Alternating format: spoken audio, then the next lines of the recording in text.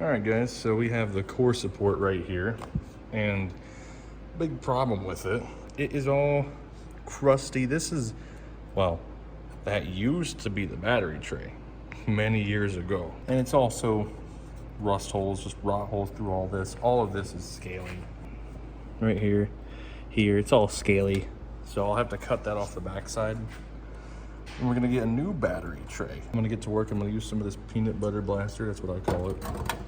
Soak these down because it doesn't look like they're gonna wanna come out. I mean, look at that thing. We'll see what happens. All right, what's up, guys? Welcome back. This is part 2, kind of. The initial part is that pretty much with this core support right here, we had this issue right here. So the X battery tray, I don't know what battery this thing's holding. Not one within the last century, it looks like, but that was no good. Obviously, this is all part of it. And what we did was we had a spare piece of steel that I have since, I didn't bore you guys with actually making this because to haul the camera around and do this at the same time, it'd be a bunch of work, but this is the end product pretty much. We cut it out of the existing core support here. And well, if you look at this side, nice that this side looks like it's brand new still. You can see that side's perfect and that side was destroyed. So all you have to do is pretty much flip it. So instead of being like this, obviously we didn't know this, we took measurements and all that, but all you'd have to do is flip it. And there you go. Flip it, get your measurements. Boonk. Place it right in here. We have since, we cut the old piece out. Obviously all of this inner structure piece right here was all pitted and disgusting. It wasn't terrible, obviously. I scuffed it, shot it with some of the zinc weld through primer to give it some extra protection for when the piece goes on. Because once you put this piece on, that gap in there is going to remain, and moisture can creep in there, especially because this thing's just on the front of the car. Any water splashes can get up in here, and we don't want this thing rusting out again, which is what happened to the old one. But the old one pretty much happened because the battery acid went and it destroyed it. But anyway, we have this new piece. We have all the holes we're supposed to have in it. All the holes at the bottom are going to be spot welds that go along here, right where you see the paint knocked off. So that magnet on it, and then that's good enough to show you guys. That's pretty much what it's going to look like. Now it's a different color, so it might look weird, but if you zoom way out, it's correct. So what we're gonna do, I'm gonna put the camera on a tripod here.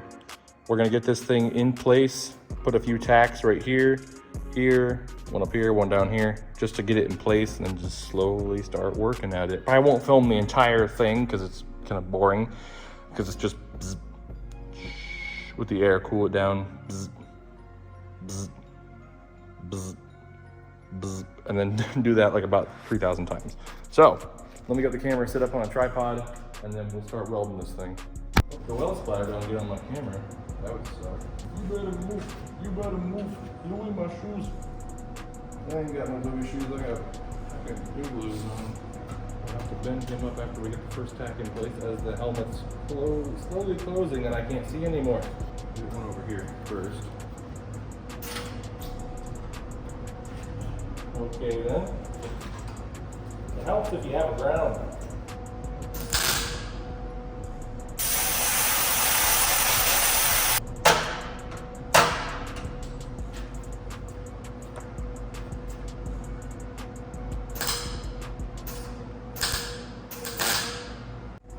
Little something in, but we can make up for that. If it's too high, then that's where the big issues come into play.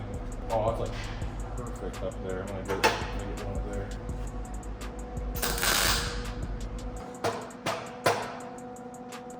Heat is insane. He can really do some shit to some panels.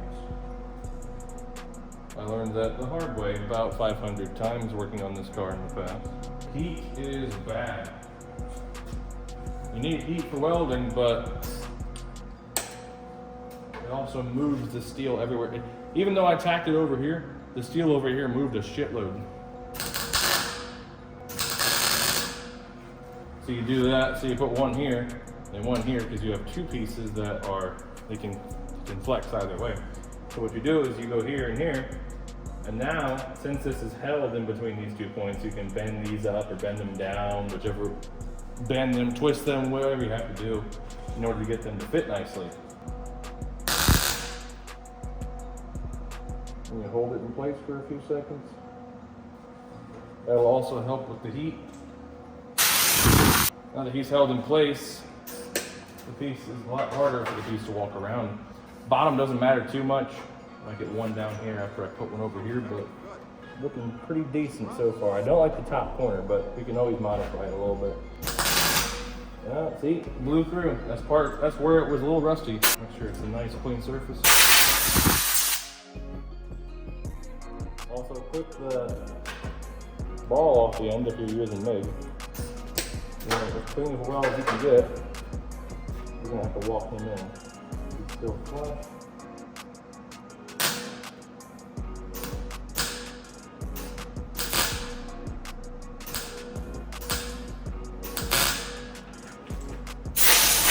I'm not going to show you guys this whole thing because it's what I just did now about 80 more times, which will take roughly like 30 minutes. So I'm not going to bore you guys with the whole thing. I just wanted to show you getting it into place and tacking it first. Well, the hammer I like the most is broke. It's just the head of the hammer here. So, let's take what we can get.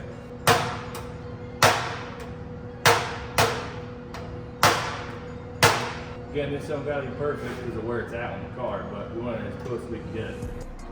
So we'll get one of them right from here. Another thing too, if you're watching it, right? So I was watching this side, making sure this side and this side didn't walk. Don't forget about to watch every side. Because if you're paying attention to him and him and him and they're perfect, this guy could be like, so just, you really gotta keep in mind every side when you're welding on panels like this. So I'll pick you guys up once I am completed with doing all these welds. I might pick you guys up when we do the spot weld. So let me get that far done. All right guys, so this is after the first round of welds. You guys can see, that's what we got right now, currently. I have dressed them down as of a few seconds ago. I have to go back because when you weld, you have a little ball, well, unless you're like TIGging, unless you TIG weld, which is a lot better. But if you're using a MIG like I am right now, if you do two welds right next to each other, there's gonna be a little gap because, you know, the ball of the weld takes up a little bit of room. So you have two balls of weld, but the void in between is what you can't see, what you can't get to. So you have to grind them down, and you'll obviously see these anyway because you have to grind down your welds. But you have to grind down the welds and then find all of them. I have ones everywhere. Here, here, here, here, here. This is terrible down here. This kept blowing up like crazy down here, guys. But just overall, there's a few spots that need them. So I'll get back to you guys once I fill in those, grind them down flush, and then we'll take a look at the final product, and then I'll show you guys the spot welds.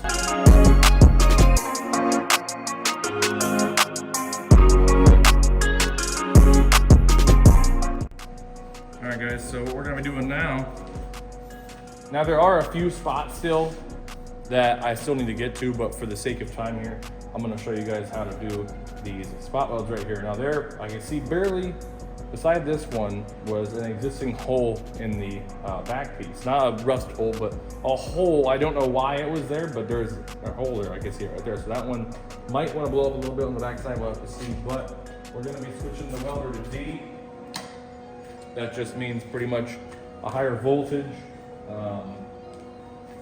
Since these are more of a structural weld now, because before all this, I did this just so it kept it in place with this, because that's the most important part, but we still need structure down here. I already pre-cleaned the back side of these, so I shouldn't have a contact issue.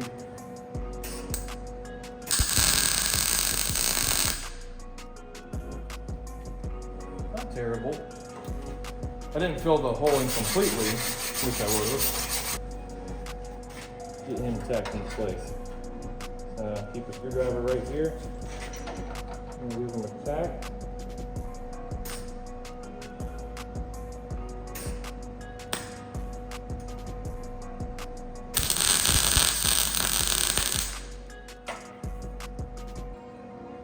Keep them held. Let's go. Always keep it held down because obviously the heat's going to affect it. So if you keep pressure downwards, it's gonna, well, pretty much tell the piece, hey, stay that direction. We want to work our way instead of just going in a row, because then it can build up a warp. If you go here and then here, the warp is now contained to right here, and then you can work a lot easier from there. So we'll get the attack first. Nice and held down flat and flush. Let them sit.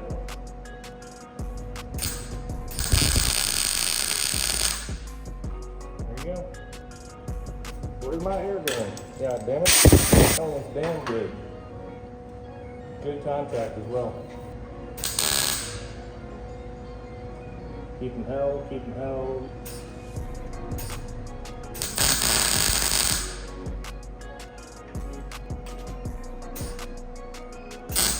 Okay, yeah, I think the helmet battery died.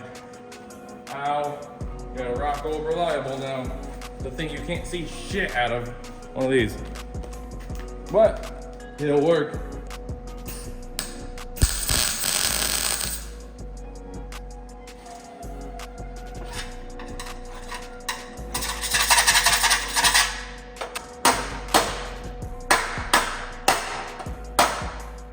Clean them hands down.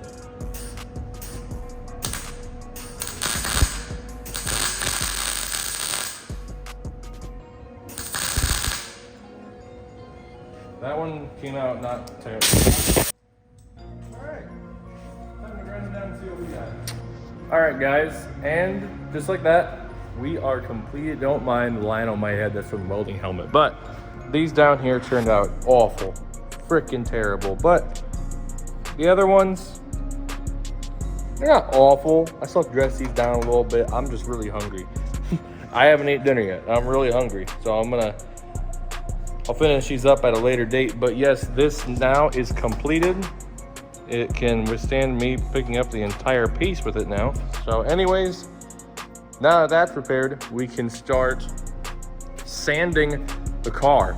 Because as you guys may know, from the previous video, I think it might have been 2 videos ago, I'm not 100% sure, but when we sprayed the polyester primer on this car, that's what this yellow stuff is right here. We now sand this to, I believe, 400 grit, and then it's paint. But obviously along the way, we're gonna find little things here and there, like right here. We're gonna need some body filler here because it's too far in. But besides that, this thing is getting very close to being done. Once we get that thing's done, pretty much done. So once we get this car sanded into 400 grit, we can mock up the engine transmission thing. I'm gonna have to make some modifications to the tunnel because this was an automatic car and a T56 is going in it. You can't see it, but a T56 is going in this. I do have a mini tub kit, but I believe I'm gonna hold off on that for now. I just wanna get this car running and driving because I could do the mini tub kit at any point. Plus you have to get, I'm probably gonna do like a Ford 9-inch. I'm gonna have to narrow it so it makes more sense to do a 9-inch because adjustable sleeve size. And you can cut down any axle, but it's better to do it with a 9-inch because it also can handle more power too. But anyways, thank you guys so much for watching. Stay tuned for more videos coming over the channel, and I'll see all you guys in the next one.